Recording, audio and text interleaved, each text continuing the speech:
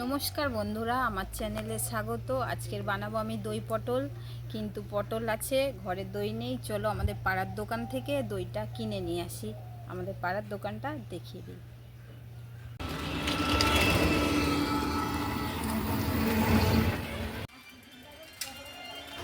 বন্ধুরা, এই আমাদের পাড়ার রাস্তা, এই আমাদের পাড়ার দোকান। আমি দুটো দই নিয়ে নিলাম। তাই এখন আর বিদেশি সেরকম বাড়ির যাচ্ছে না, জন্য এখন একটু চিপস নিলাম। বাড়ি কোথাতে একটা তোমার বাড়ি নিয়ে নিয়েছে বাড়ি কোথায়? এই আমার উনুনের অবস্থা, জলে ভর্তি, এক পুকুর জল হয়ে গেছে। তাই আমি দই পটলটা গ্যাসে করব। আমি মশলা নিয়ে নিয়েছি। কি কি মশলা লাগবে আমি বলে দিচ্ছি। এখানে জিরে নিয়েছি, শুকনো লঙ্কা নিয়েছি, আদা নিয়েছি, পেঁয়াজ নিয়েছি। পেঁয়াজটাকে বেটে নেব, এগুলো একসাথে বেটে নেব। ফোড়নে দেব গোটা গরম মশলা। এখানে টমেটো কেটে নিয়েছি দুখানা, টমেটো বাটা দেব। আমি এখন মশলাটা বেটে নেব চট করে। বন্ধুরা, আমি কড়াই বসিয়ে দিয়েছি। কড়াইটা গরম হলে তারপর আমি তেল দেব। তার আগে আমি এটাকে নুন হলুদ মাখিয়ে এটাকে ভাজবো। একটু নুন হলুদটা মাখিয়ে নেব। স্বাদ মতন লবণ দিলাম।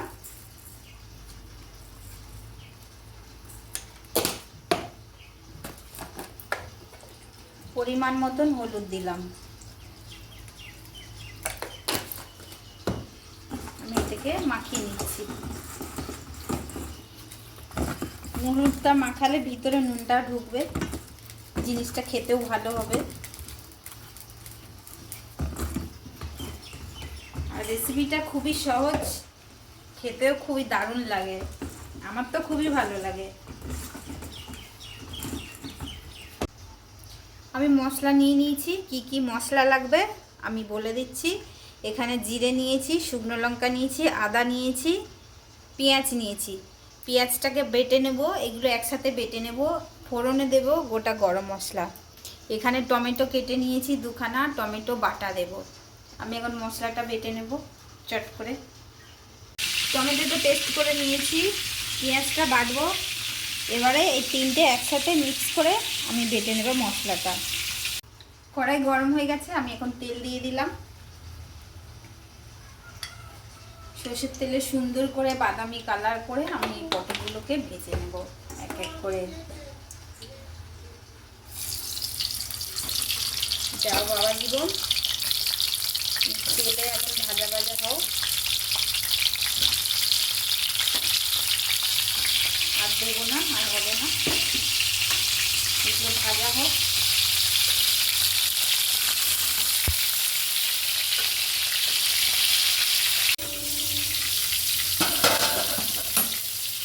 পটলগুলো এক পিঠ ভাজা হয়ে গেছে। পটলগুলোকে আমি উল্টিয়ে উল্টিয়ে এখন আর এক পিঠ ভাজবো। এই যে সুন্দর ভাজা হচ্ছে।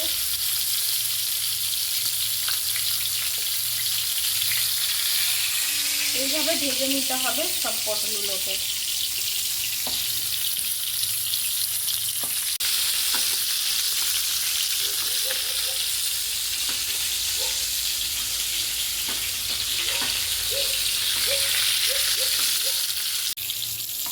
লঙ্কা দিয়ে দিলাম, আদাটা দিয়ে দিলাম, গোটা জিরেটা দিয়ে দিলাম। তিনটে মিক্স করে আমি এখন একটু বেটে নেব। জল দেব, আমি জল দিয়ে দিলাম।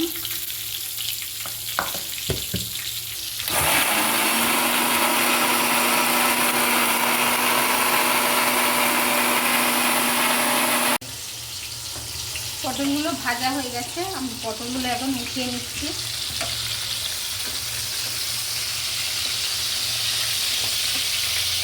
সব ভাজা হয়ে গেছে আমার। এইভাবে ভেজে নিতে হবে,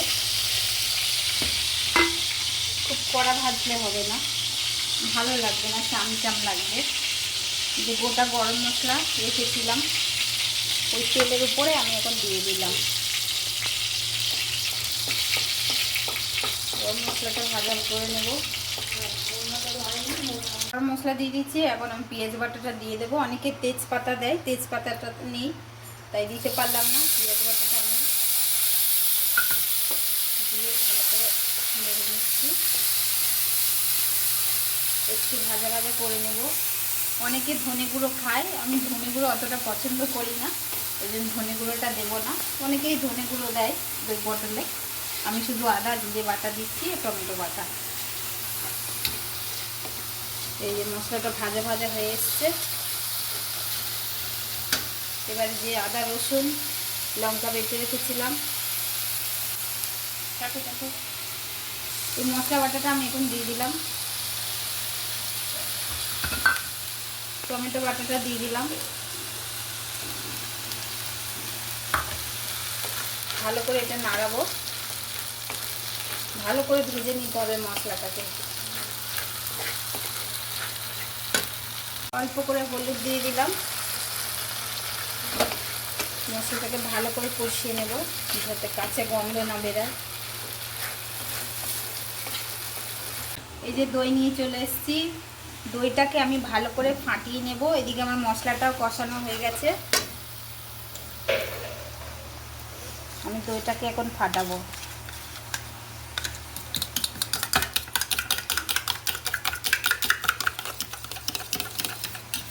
না ফাটালে ছিবড়া ছিবড়া কেরম ডেলা ডেলা হয়ে থাকে, ভালো লাগে না। এই যে দইটা আমার ফাটানো হয়ে গেছে। এবার আমি দিয়ে দেবো মশলার মধ্যে।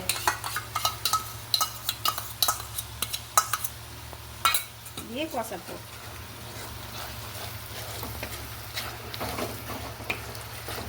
তো ভালো করে কষিয়ে নিতে হবে।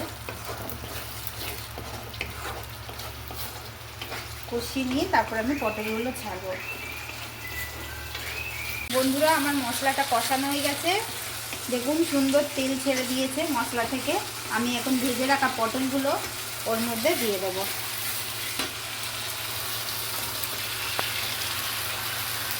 আর খুবই সহজ রান্না এটা, খেতেও খুব দারুণ স্বাদ। আমি স্বাদ মতো লবণ দিয়ে দেবো। ভাজাতে দিয়েছি সেই বুঝে দিতে হবে। আমি অল্প করে দিলাম। এখন অল্প একটু জল অ্যাড করলাম এর মধ্যে। ওই বাটিতে দই ফাটিয়েছিলাম, ওই জলটা আমি দিয়ে দিলাম।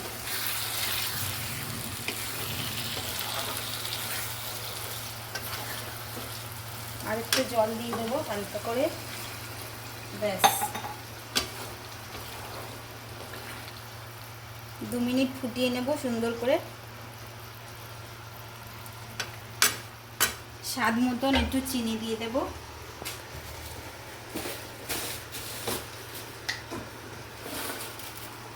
আমি 1 চামচ চিনি দিয়ে দিলাম। এখন আমি চাপা দিয়ে দেব। 2 মিনিট ফুটিয়ে নেব। এটা হয়ে এসছে। আমি এখন ঢাকনাটা খুলে দিলাম। বাহ, খুব সুন্দর হয়েছে বন্ধুরা, দেখো। আমি এটা উল্টিয়ে এখন একটু ঘি আর একটু গরম মশলা দিয়ে আমি এখন এটা নামিয়ে নেব। 1 চামচ আমি ঘি দিয়ে দিলাম।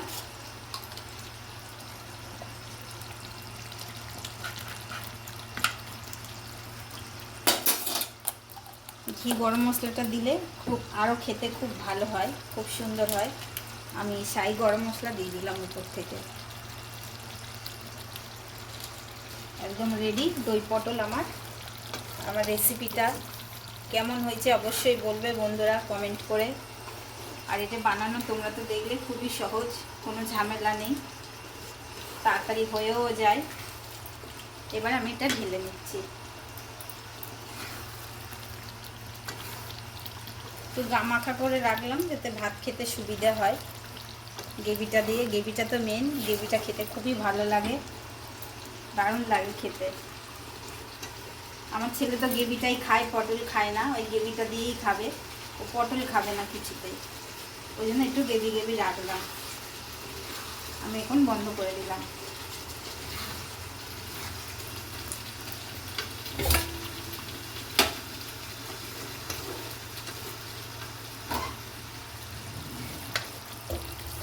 দারুণ সেন্ট বেরিয়েছে আমার দই পটল থেকে।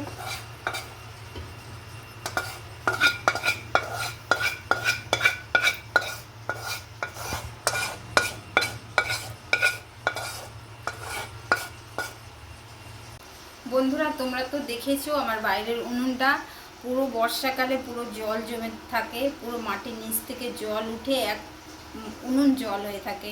বর্ষাকালে আমি রান্না করতে পারি না, খুবই কষ্ট হয়, আমি তোমাদের ভিডিও দিতে পারি না, তাই আমি গ্যাসে বানালাম এটা।